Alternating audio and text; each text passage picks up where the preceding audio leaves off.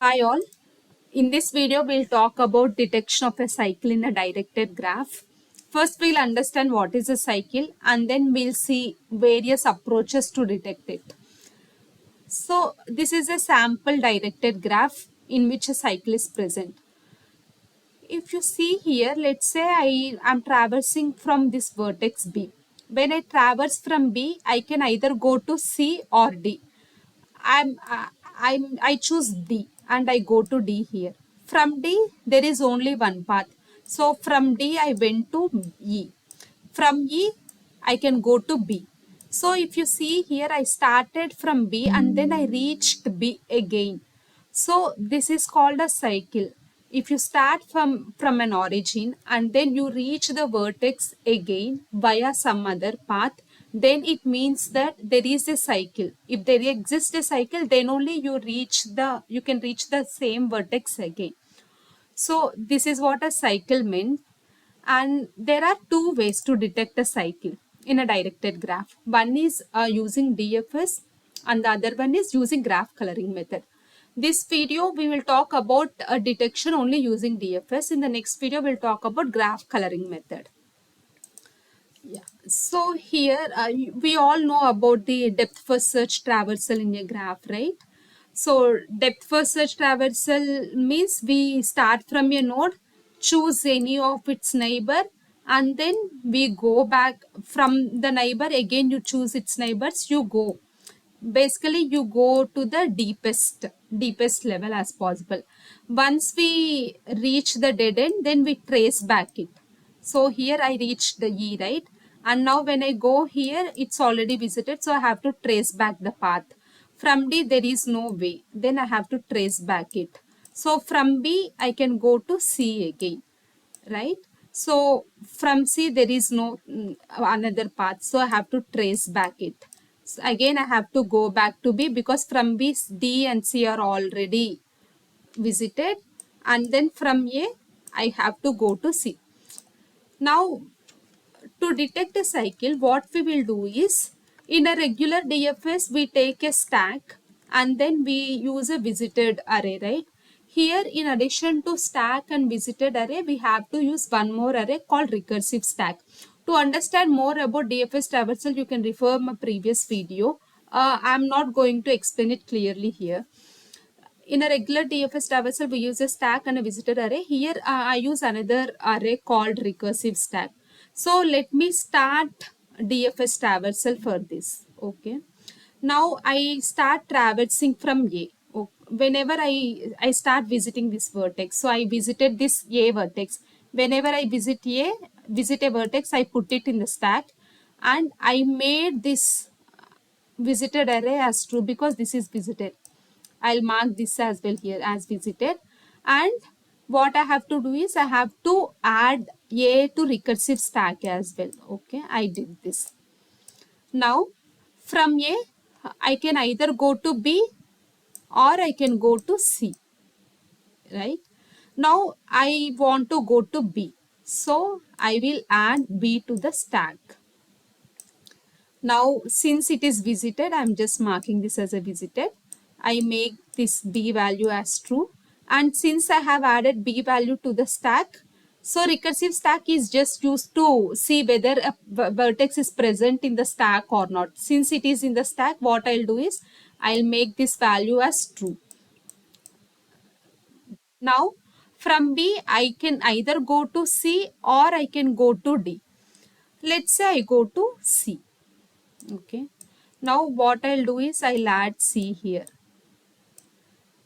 I'll make this visited value as true because it is visited, and I'll make this recursive value as also as true because this is present in the stack. Now from C, is there any other path that we can traverse? No, there are no other paths. So as per DFS traversal, what we have to do? We have to go back. When I go back, what you will do usually, you will remove the element from the stack. Okay. When I remove the element from the stack, I will make this value as false again because it is not present in the stack. Okay. So now C is completely traversed. C is completely traversed. We went back to B. From B, is there any other neighbor that is not visited? Yes, there is an edge to D. So I go to D. When I go to D, what I'll do? I'll add D to the stack. So since I visit D, I make this as true. Now, since it is in the stack, I'll make this as D. Okay, done.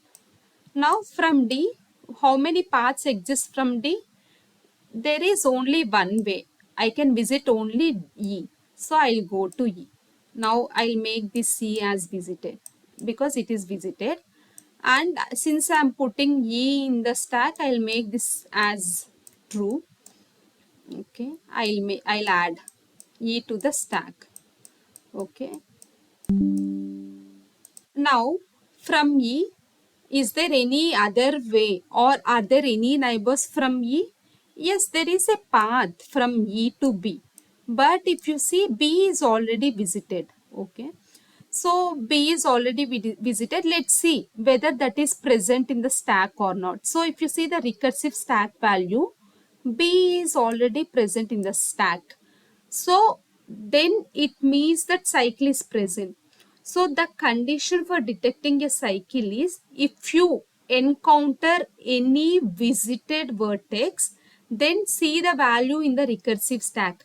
If it is visited and if it is present in the recursive stack, then it means that there exists a cycle in the directed graph. Okay. In the traditional DFS traversal, what you do? You use the same thing. Whatever I have done now, you do the same thing even in the DFS traversal. You use a stack and you use a visited array. But the thing is, as soon as you encounter a visited vertex, you don't traverse that. You ignore that and you trace back. But here, you are using another recursive stack to see if it is present in the stack or not. So if it is present in the stack, then it means that cycle is present. If it is not, sometimes what happens is you visit a vertex, okay, you encounter a visited vertex, but it is not present in the recursive stack. Now let's say let's say there exists a path like this. Okay, from E I went to B, right? Let's say this path is not there, but there exists a path from E to C. Now when I go from E, I see C as visited, but it is not present in recursive stack. This means that cycle is not present. If you see here, B to D, then D to E I went, and from then E to C I went. But here there is no path, there is no cycle present. Only I can go from till C, and from C there is no path, means there is no cycle present. But here you encountered a visited vertex and you encountered a visited vertex which is in stack, which means that cycle exists. So people might wonder why we need a recursive stack. This explains it very clearly, right? What is the use of recursive stack? If you don't use a recursive stack, what happens is as soon as you encounter a visited vertex, then because like let's say I don't use a recursive stack, okay?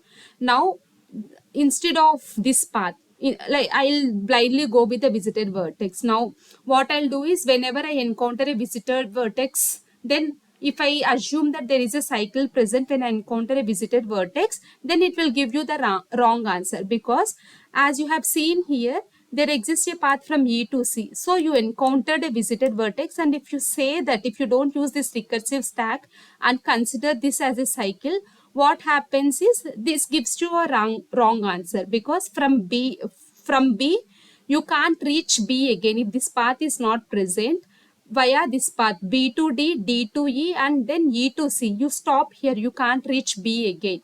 So there is no cycle present. So that is the importance of recursive stack here, because if the vertex is present in the recursive stack and if you encounter the visited vertex which is in recursive stack, then only you can say that a cycle exists. So if you summarize what we have done, or how can you detect a cycle in a DFS process. So when a vertex is, these are the steps we have followed till now. When a vertex is visited, then what we have done, we have added the vertex to the stack, and we have added the vertex to the recursive stack and the visited array. That is same here. Add the vertex to the stack, add the vertex to the visited and recursive stack. Now what we'll do, we'll explore the neighbors of this vertex, right? While exploring, if the neighbor is not visited, then what you will do, again you will take that vertex and put it in the stack and repeat the process. If you encounter a visited vertex and not in recursive stack, here if you see you encountered a visited vertex and not in recursive stack, then you ignore it.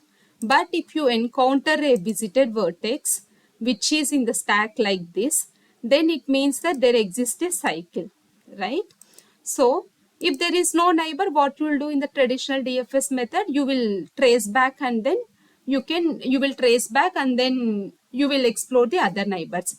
So let's take another example here. If you don't use recursive stack, what happens here as well?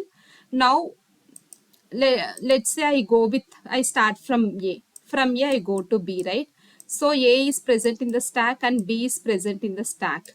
From B, what I'll do is, I'll mark this as a visited. I'll mark this as visited. Now from B I go to D, okay? Now I went to D. From D there is no path. So what I'll do, I'll trace back it. Now this is visited, okay? Now when I trace back, I remove this from the stack as well. From B, there is no edge. So what I'll do, I'll trace back. When I trace back, I remove B from the stack as well. Now from A, you have another path C. So what I'll do, I'll put this to the stack and I'll make this as visited. From C, you have another vertex. So if you consider this, okay, this is already visited, but I got another path again from C to D, which is visited. And if I consider that this as a cycle, then I'm totally wrong, because there is no cycle present here actually. See, I can go from here, I can go from here. When I went to D, there is no path. I'm stuck here. If I go from A to C and from C to D, I'll get stuck again. I can't reach any vertex again. So that is the essence of recursive stack here. So if you look at simpler terms, what you do, like how you can understand to detect a cycle is, when you're traversing, if you encounter, while traversing itself, if you encounter the vertex again, then we can say that it's a cycle. Yeah, this is like using the DFS, we can detect a cycle by following the steps I have mentioned here. And there is a graph coloring method as well. We'll discuss that in the next video. Thank you.